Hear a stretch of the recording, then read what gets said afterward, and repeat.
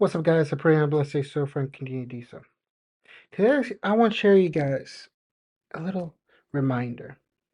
Some maybe it's a little bit of a challenge as well. Specifically from the story Matthew chapter 14.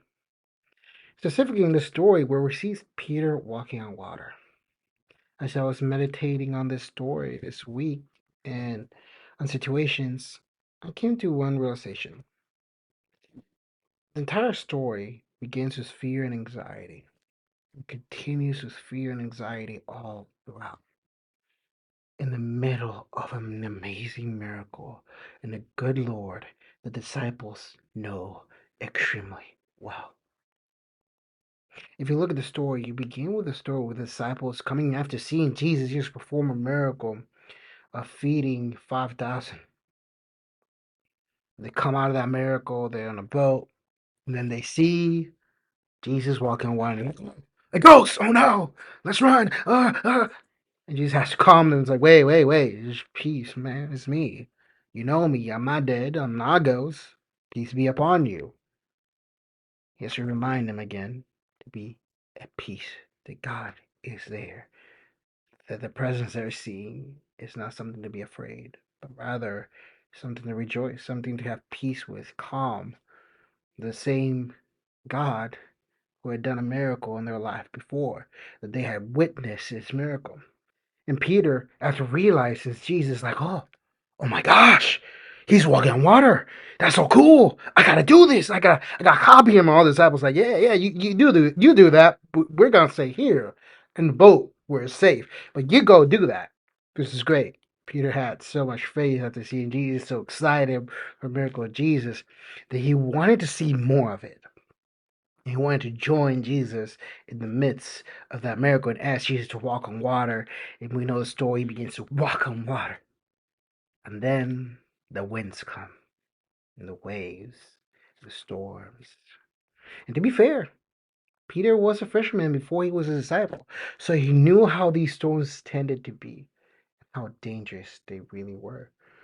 So it makes sense. It actually is fair to say that there was a reason for Peter to be afraid. Not only was he doing a new experience, that some of us just doing a new experience terrifies us and we can't move forward. We're like, should I really be doing this? Right? Even if we are safe and we have safety measures all around, we're still terrified. That in itself, for some people, it's a little scary. But in Peter's case, he wasn't just trying something new. He was trying something that never has been done before, that was thought to be impossible. Similar to, let's say, getting a rocket for the first time or flying for the first time. You think it's impossible and you can't do it, right? You're scared. Peter moved forward. That's why the other disciples stayed. You start to move forward. Then you get something you know is dangerous in the picture. You know is absolutely dangerous. And that's a storm. A real storm that this fish man has seen multiple times in the boat. And he's scared within the boat, the area where he's normally secure in. He's terrified when he goes through these storms. Because at any moment, the boat can be flipped over and he's no more. At any moment in the middle of these storms, he's known as a fisherman that can end you. But in the middle of this storm, he's still walking on water. Jesus is still on the water walking. He's standing. He's calm. In the middle of the waves and the storms and the winds, nothing's changed for Jesus. But Peter, because of the storm, because of the struggle, the despair, the pain, the situation he was in, the real situation, the real dangerous situation, he was so focused on it that that's when Jesus began to drown. That's when Peter began to drown in this water. Let's be fair. We all do that sometimes. That we're going through some situations and we begin to look at the situation so much. And to be fair, the situation could be dangerous, could be anger inducing, could be stressful, could be fearful, it could be depressing. Fair. We could be going through some of the worst situations in our lives. Fair. It's fair to note that. Just like it was fair to Peter to note that. But Peter didn't start getting drowned when the wind started. He wasn't sinking when the water waves started to move. He started to sink when he lost focus on God, on Jesus, on the miracle before him. See, sometimes we're so focused on that situation. That situation is fair to say dangerous. Because what's more dangerous than being in the middle of a storm in the sea while walking on it? Right? It's fair to say. However, if he had focused on Jesus, look upon the Lord, there was nothing to be afraid. This is the God who said, "Let it be," so it was. He was walking already in a miracle. He has seen a miracle of impossibility just done in a few verses before that. You see multiple miracles before that, actually, that should have been impossible. That the same Jesus that was standing in front of him in water, calm like it was nothing, still standing and peaceful, still in the midst of the miracle. And Peter is so focused on the situation that he missed the miracle before him, that he missed the work of God in the middle of the whole situation. We do this sometimes. We focus so much on the situation that we lose focus on what God is doing in the situation. So, whenever you're in that situation, have you ever really considered that? What is God doing in this situation? Not asking Him why or what is going on. Why am I even in this situation? What are you doing in the middle of the storm, God? Because in this situation, in the storm right here,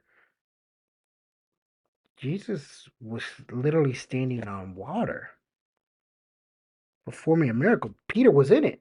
In fact, Peter calls Jesus and to save him, and Jesus pulls him out of the water, telling him, "You have little faith." If Peter had just focused more on Jesus in the middle of the storm, he would have walked to Jesus, held his hand, and moved forward. He could have reached the entire other side while walking with Jesus in the middle of the storm without any fear. Because the one that held on to him was Jesus, the Lord of creation.